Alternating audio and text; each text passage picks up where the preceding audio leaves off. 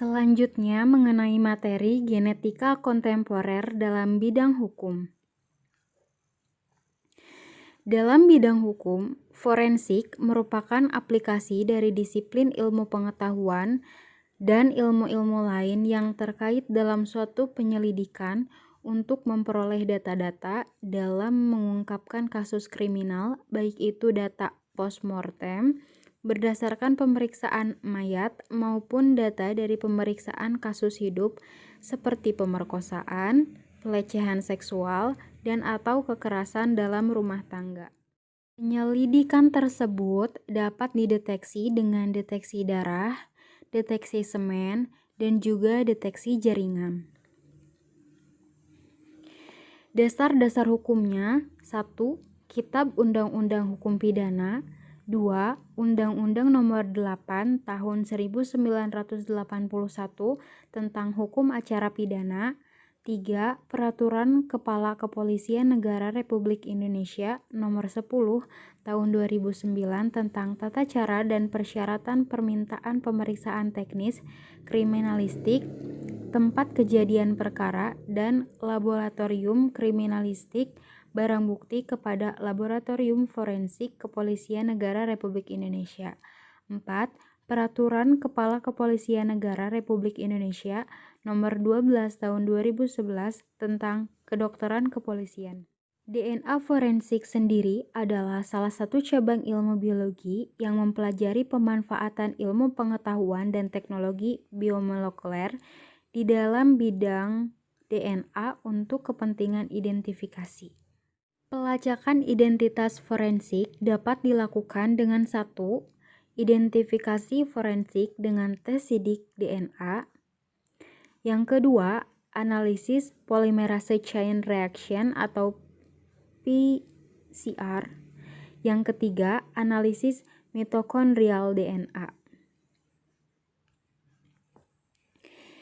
Identifikasi forensik dengan tes sidik DNA. Sidik DNA merupakan gambaran pola potongan DNA dari setiap individu, seperti halnya sidik jari atau fingerprint yang telah lama digunakan oleh detektif dan laboratorium kepolisian sejak tahun 1930. DNA yang biasa digunakan dalam tes adalah DNA mitokondria dan DNA inti sel.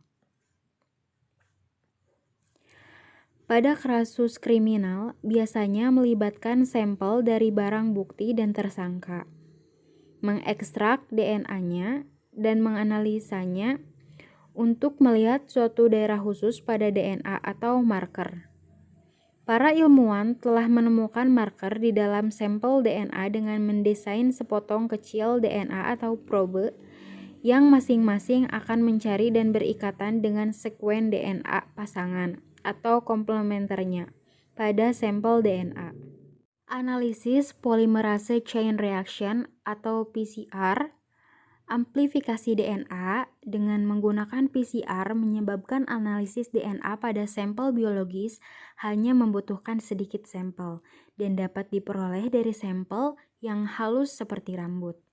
Kemampuan PCR untuk mengamplifikasi sejumlah kecil DNA memungkinkan untuk menganalisis sampel yang sudah terdegradasi sekalipun.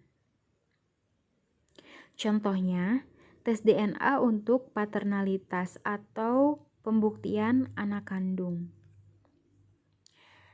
Analisis mitokondrial DNA. Jika DNA pada inti sel atau nukleus harus diekstrak dari sampel yang tidak dapat dianalisis dengan menggunakan PCR dan STR, maka tes sidik DNA dapat dilakukan dengan menggunakan ekstrak DNA dari organel sel yang lain, yaitu mitokondria. Contohnya, pada sampel biologis yang sudah berumur tua sehingga tidak memiliki materi nukleus seperti rambut, tulang, dan gigi, maka karena sampel tersebut tidak dapat dianalisis dengan STR, sampel tersebut dapat dianalisis dengan menggunakan mtDNA. Contoh kasus pembagian harta warisan Prince butuh tes DNA. Solusi kasus dengan PCR, polymerase chain reaction. adalah suatu teknik sintesis dan amplifikasi DNA secara in vitro. Teknik ini pertama kali dikembangkan oleh Kary Mullis pada tahun 1985. Teknik PCR dapat digunakan untuk mengamplifikasi segmen DNA dalam jumlah jutaan kali hanya dalam beberapa jam. Dengan diketemukannya teknik PCR, di samping juga teknik-teknik lain seperti sequencing DNA, telah merevolusi bidang sains dan teknologi khususnya di bidang diagnosa penyakit genetik, kedokteran forensik, dan evolusi molekuler.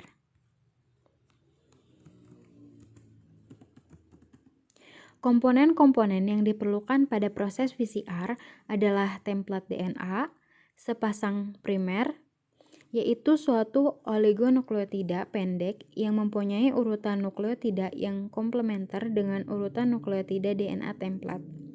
DNTPS atau deoxynukleotide triphosphate, buffer PCR, magnesium klorida, dan enzim polimerase DNA. Proses PCR melibatkan beberapa tahap. Yang pertama, pradenaturasi DNA template. Yang kedua, denaturasi DNA template. Yang ketiga, penempelan primer pada template atau annealing. Yang keempat, pemanjangan primer atau extension. Dan kelima, pemantapan. Tahap kedua sampai dengan keempat merupakan tahapan berulang atau siklus, di mana pada setiap siklus terjadi duplikasi jumlah DNA. Secara prinsip, PCR merupakan proses yang diulang-ulang antara 20 sampai 30 kali siklus sesuai kebutuhan. Setiap siklus terdiri atas 3 tahap. Gambar di samping merupakan 3 tahap kerja PCR dalam satu siklus. Yang pertama, tahap peleburan atau melting, atau disebut juga dengan denaturasi. Pada tahap ini, ikatan hidrogen DNA terputus atau denaturasi dan DNA menjadi berbekas tunggal. Tahap ini berlangsung pada suhu tinggi yaitu 94 sampai 96 derajat Celcius. Biasanya pada tahap awal PCR terdapat tahap ini dilakukan agak lama, sampai 5 menit. Untuk memastikan semua berkas DNA terpisah, pemisahan ini menyebabkan DNA tidak stabil dan siap menjadi template atau patokan bagi primer. Durasi tahap ini 1 hingga 2 menit. Tahap kedua adalah penempelan atau annealing. Primer menempel pada bagian DNA template yang komplementer urutan basanya. Ini dilakukan pada suhu antara 45 derajat hingga 60 derajat Celcius. Penempelan ini bersifat spesifik. Suhu yang tidak tepat menyebabkan tidak terjadinya penempelan atau primer menempel di sembarang tempat. Durasi pada tahap ini sekitar 1 hingga 2 menit. Tahap ketiga adalah pemanjangan atau elongasi. Suhu untuk proses ini tergantung dari jenis DNA polimerase yang dipakai. Dengan tag polimerase, proses ini biasanya dilakukan pada suhu 76 derajat Celcius dan durasi tahap ini biasanya 1 menit. Setelah tahap 3, siklus diulang kembali mulai tahap 1. Akibat denaturasi dan renaturasi, beberapa berkas baru atau berwarna hijau menjadi template bagi primer lain. Akhirnya terdapat berkas DNA yang panjangnya dibatasi oleh primer yang dipakai. Jumlah DNA yang dihasilkan berlimpah karena penambahan terjadi secara eksponensial. Pemanfaatan DNA forensik. Yang pertama, identifikasi personal. Pada kasus penemuan korban tidak dikenal, contohnya pada kasus kecelakaan, bencana massal, kecelakaan pesawat terbang, dan sebagainya. Yang kedua, pelacakan hubungan genetik atau disputed parentage. Contohnya pada kasus perselingkuhan, kasus rayu ayah, kasus ragu ibu, kasus bayi tertukar, kasus imigrasi, dan lain-lain. Yang ketiga, pelacakan sumber bahan biologis. Contohnya pada pemeriksaan barang bukti renik atau trace evidence dalam rangka pencarian pelaku delik susila atau pemeriksaan bercak mani, usapan vagina, atau kerokan kuku. Pencarian korban, bercak darah pada pakaian tersangka di TKP disertai analisis sel pada bulet sitologi. Kemudian analisis potongan tubuh pada kasus mutilasi. Presiden DNA initiative. Selanjutnya, genetika kontemporer dalam bidang kemasyarakatan dan kemanusiaan.